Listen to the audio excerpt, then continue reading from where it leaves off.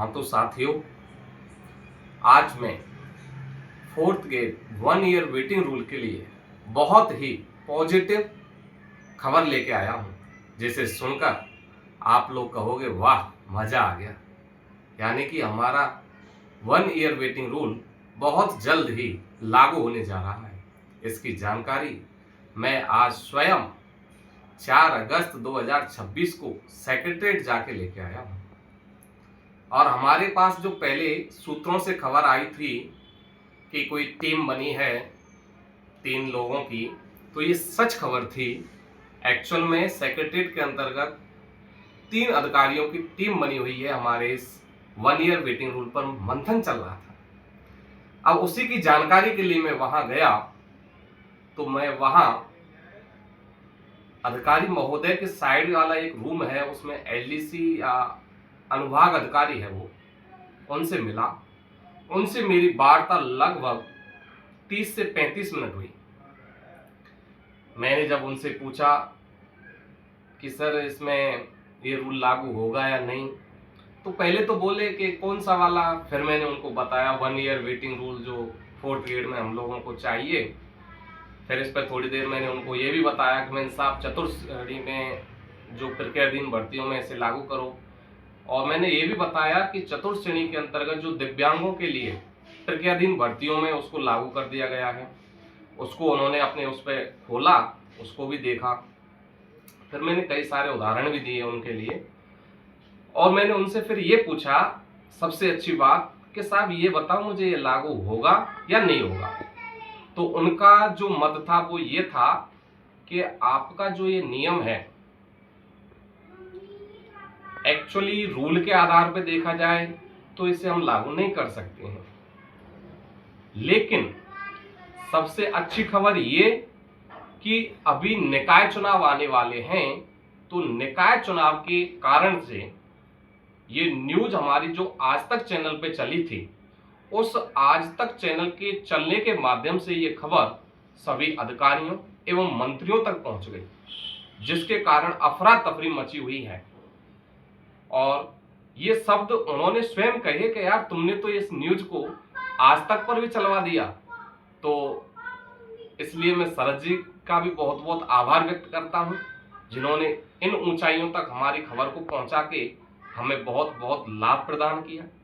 फिर उन्होंने कहा कि आप अपना जो आंदोलन है वो बरकरार यथास्थिति आप जिस हिसाब से जो भी प्रयास कर रहे हैं उसको करते रहो। मैंने क्यों साहब?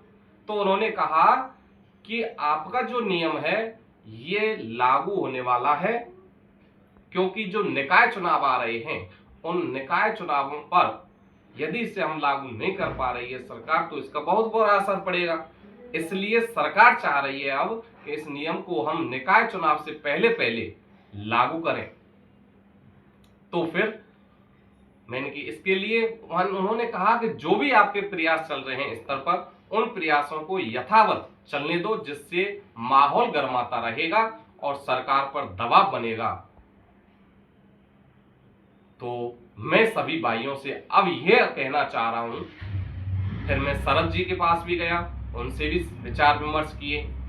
और उसके अलावा मैं जोराराम कुमावत जी के भी पास गया था, वहां भी लेटर को देके आया था। तो मैं सभी जगह घूम घाम के आके मैंने एक निर्णय लिया कि हम क्यों ना एक विशाल धरना भूख हड़ताल वाला चालू करें, क्योंकि अभी शिक्षा संकुल पर वोकेशनल वालों का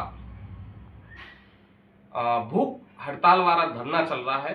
तो उसी प्रकार हम एक निश्चित स्थान चयन करके एक भूख हड़ताल के साथ साथ 3-4 दिन का अपना धरना प्रदर्शन चलाएंगे, क्योंकि हमारे पास अभी सिर्फ और सिर्फ 15 अगस्त तक का टाइम है।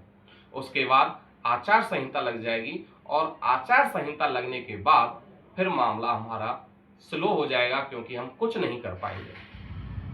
और यदि हम यथावत रूप से इसी प्रकार इसी दृढ़ और निश्चय के साथ अपना आंदोलन चलाएंगे तो ये नियम 100% लागू हो जाएगा। इसकी मैं जानकारी लेके आया हूं और मैं कभी किसी भी प्रकार का झूठा दिलासा भी नहीं दिलाता हूं। जो मेरी बातें हुई वही मैं कह रहा हूं, क्योंकि एक अधिकारी भी किसी भी प्रकार का झूठ नहीं बोलता है। तो मेरा अब साथियों से यही निवेदन है कि आने वाले टाइम में मैं अपने YouTube चैनल के माध्यम से आपको बताऊंगा, और आपको जिस भी न्यूज चैनल के माध्यम से पता चले तो उस टाइम आप धरने में आना, क्योंकि ये अपना अंतिम धरना होगा एवं भूख हड़ताल होगी, जो कि हमारे लिए वेटिंग रूल को 100% लागू करवाएगी। तो धन्यवाद साथियों, जरूर जरूर पधारना, जो भी हम डेट बताएं लगातार जुड़े रहिए। Thank you.